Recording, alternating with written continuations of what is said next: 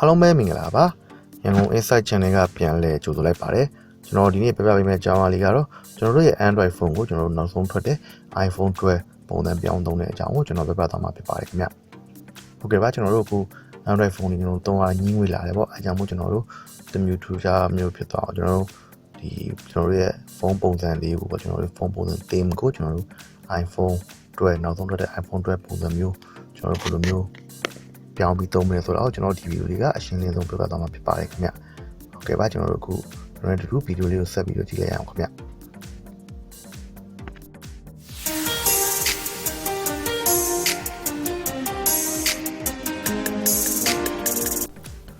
ကျွန်တော်တို့ရန်ကုန် Insight Channel က Facebook နဲ့ပညာဆိုင်ရာ tutorial ဗီဒီယိုလေးတွေကိုနေ့စဉ်တင်ဆက်ပေးနေပါတယ်ဘယ်လိုမျိုးဗီဒီယိုလေးလဲဆိုကျွန်တော်တို့ Facebook မှာကျွန်တော်တို့ follower တသန်းပေါ်အောင်အားမတွင်လုပ်တဲ့ဗီဒီယိုမျိုးတွေပြီးတော့ကျွန်တော်တို့ like များအောင်လုပ်တဲ့ဗီဒီယိုတွေပြီးတော့ကျွန်တော်တို့ပတ်ဝန်းကျင်က Wi-Fi password ကိုကျွန်တော်တို့အလိုတကူသိယူပြီးတော့သုံးလို့ရတဲ့ဗီဒီယိုနည်းတွေအပြင်ကျွန်တော်တို့ဗီဒီယိုပေါင်းရာကျော်ကျွန်တော်တို့ကြည့်ရှုနိုင်ပါတယ်ဟုတ်ပြီကျွန်တော်ဗီဒီယိုလေးကိုကျွန်တော်တို့နေ့စဉ်ကြည့်ရှုဖို့အတွက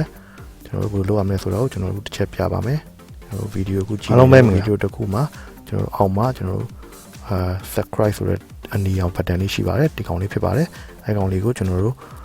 နှိပ်ပေးပါတကယ်လို့မနှိပ်ရသေးဘူးဆိုရင်ကျွန်တော်ပရိသတ်ကြီးကျွန်တော်တောင်းဆိုပါတယ်နှိပ်ပေးပါဟုတ်ပြီနှိပ်ပေးပြီးသွားရင်ကျွန်တော်ဒါဆိုကျွန်တော် channel ကို subscribe လုပ်ပြီးသွားပါပြီကျွန်တော် channel ရဲ့ video ကိုမြင်ရတော့ပါမယ်ဟုတ်ပြီကျွန်တော် channel ရဲ့ video အကုန်လုံးတင်သမျှကိုကျွန်တော်မလွတ်သွားရင်အောင်ကျွန်တော်တို့ဒီဘက်ကခေါင်းလုံးလေးပုံစံလေးရှိပါတယ်အဲခေါင်းလုံးပုံစံလေးကိုကျွန်တော်တို့တစ်ချက်နှိပ်လိုက်ပါနှိပ်ပြီးသွားရင်အပေါ်ဆုံးမှာ all ဆိုတဲ့ဟာလေးရှိပါတယ်ခင်ဗျ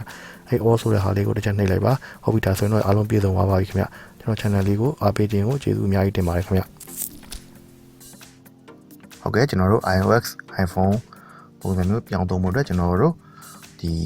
Android phone တွေကိုထည့်သွင်းရမယ်ဒီ application တော့ဒီကောင်လေးဖြစ်ပါတယ် iOS launcher ဆိုတဲ့ဟာလေးဖြစ်ပါတယ်ဟုတ်ပြီဒီကောင်လေးကိုကျွန်တော်ကို Play Store ကနေပြီးတော့ကျွန်တော်သွားပြီးတော့ကျွန်တော် download ဆွဲလိုက်မယ်ဆွဲပြီးသားပါကျွန်တော်တို့download ဆွဲဖို့ကျွန်တော်ကိုပြပါမယ်ဟုတ်ပြီကျွန်တော် launcher iOS 14ဆိုတော့ကျွန်တော်ဒီမှာနှိပ်လိုက်မယ်ကျွန်တော်ကိုတခါလေးရေးပြပါမယ်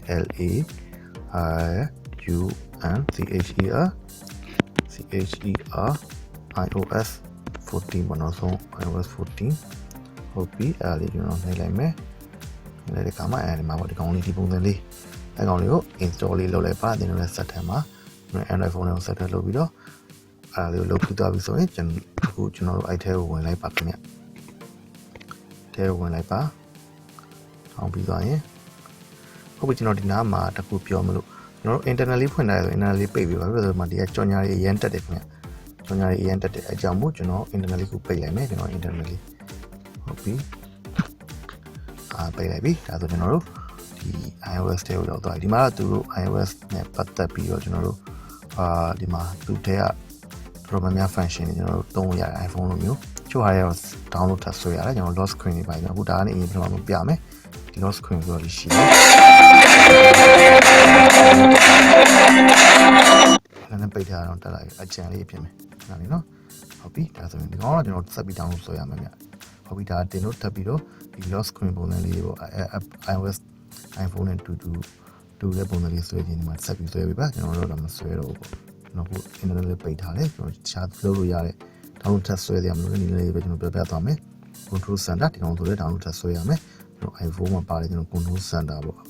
ကျွန်တော်ဒီ Android phone မှာဆိုဆွဲချလိုက်လို့ notification ပါလို့ပုံစံမျိုးအဲ့လိုပုံစံမျိုးကိုဒီမှာပြထားတဲ့ပုံစံမျိုးထပ်ဆွဲခြင်းကျွန်တော်တို့ထပ်ဆွဲလို့ရတယ်ဒီကောင် assistant touch ဒါလည်းအဲ့လိုပေါ့ဒီမှာအလုံးလေးပေါ့ကျွန်တော်တို့ကျွန်တော်တို့ရဲ့ဒီအလွယ်သုံးတဲ့ဟာလေးတွေမျိုး assistant touch လေးပေါ့အဲ့ဒါလေးသုံးရင်လည်းဒီမှာသုံးတောင်းထပ်ဆွဲလို့ရတယ်ကောင်တောင်းထပ်ဆွဲရမယ့်ဟာလေးဖြစ်တယ်ဟုတ်ပြီကျွန်တော်တောင်းလို့မဆွဲရတဲ့ဟာတွေအောက်ကဟာလေးကျွန်တော်ပြမယ်ဟိုလေးရတော့ဒါ layout လေးပေါ့ဒီမှာ turn mode လေးသုံးရင် turn mode လေးဖွင့်လို့ရတယ် iPhone AS style ပေါ့ဒါကတော့ iPhone AS style လေးသုံးရင်လည်းရတယ်ကျွန်တော် layout မှာလည်းကျွန်တော်တို့ပြောင်းလို့ရတယ်ပြီး sorry layout မှာလည်းကျွန်တော်တို့ပြောင်းလို့ရတယ်ပြီးဒီမှာ widget ဆိုတာလည်းရှိတယ်ဒီမှာလည်းကျွန်တော်တို့ဒါကိုပြောင်းလေးလုပ်လို့ရတယ်မကြိုက်ဘူးဆိုရင်ဒါလေးအောက်ကိုထားလို့ရတယ်အကုန်လုံးကျွန်တော်အကုန်ထည့်ထားလိုက်မယ်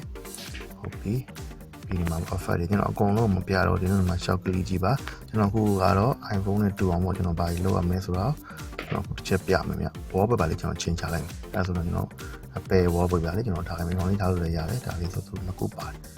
wallpaper okay နှိပ်လိုက်မယ်ကျွန်တော်ဒါလေးကြိုက်ရင်မကြိုက်ရင်ဘေးကဟာလေးပေါ့သူ iPhone ရဲ့ default wallpaper လေးကိုဝင်ထားလိုက်မယ်ဒီထားယူတိုင်းကျွန်တော်ပြန်ပြီးတော့မနေလိုက်မယ်ဒီခဏလေးပါ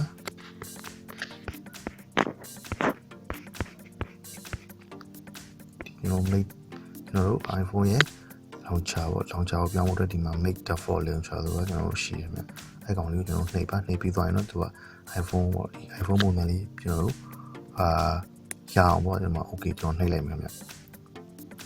ပြီးရင်ဒီမှာဒီကောင်လေးအောက်က iOS launcher ဆိုတာဟာလေးရွေးလိုက်မယ်ပြီးကျွန်တော်တို့ဒီမှာ home key လေးကိုကျွန်တော်နှိပ်လိုက်မယ်မြတ် home key လေးကိုနှိပ်လိုက်ရင်ဒီမှာ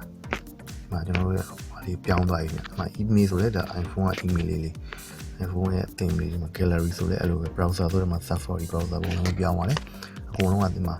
iPhone ရဲ့ icon လေးဖြစ်သွားတယ်အဲ့ဒါဆိုတုံးလိုက်ကျွန်တော်တစ်ချက်အမှတ်တမဲ့ပေါ့ညဘက်ဒီမှာကြည့်ရင်ကျွန်တော် iPhone ကင်ထားလို့ဖြစ်လာတယ်ခုခဏကျွန်တော်နားဆိုဒါဆိုလဲကျွန်တော် widget လေးဒါဆိုလုံးဝ iPhone ကဒီ iPhone ရဲ့ setting လေးပေါ့ဟုတ်ကဲ့ပါဒီနည်းလေးကတော့ကျွန်တော်တို့ဒီ Android phone ကနေ iPhone ပုံစံမျိုးပြောင်းသွားတဲ့နည်းလေးဖြစ်ပါတယ်ဟုတ်ကဲ့ပါကျွန်တော် PDB လိုနဲ့ပတ်သက်ပြီးတော့ဒီကနေ့ကြောင်းရများကိုလည်းကျွန်တော်အောက်က comment box မှာမေးရလို့ရပါတယ်ခင်ဗျ။အခုဗီဒီယိုလေးနဲ့ပတ်သက်ပြီးအဆင်ပြေသွားခဲ့ရင်လည်းကျွန်တော်အဆင်ပြေခဲ့ကြအောင် comment လေးမှာရေးခဲ့ကြပါအောင်လို့ကျွန်တော်တောင်းဆိုချင်ပါတယ်ခင်ဗျ။ကျွန်တော်ဗီဒီယိုလေးကိုကြည့်ပြီးအားလုံးပဲနှစ်သက်ကြမယ်လို့ကျွန်တော်ထင်ပါတယ်ခင်ဗျာ။ဗီဒီယိုလေးကိုချမ်းနှစ်သက်တဲ့ဆိုရင် like share နဲ့ subscribe လေးလုပ်ပေးထားကြပါဦးခင်ဗျာ။ကျေးဇူးအများကြီးတင်ပါတယ်။အားလုံးကျမ်းမာရှင်လန်းကြပါစေလို့ကျွန်တော်ဆုတောင်းပေးလိုက်ပါတယ်။နောက်မှတွေ့ကြတာပေါ့။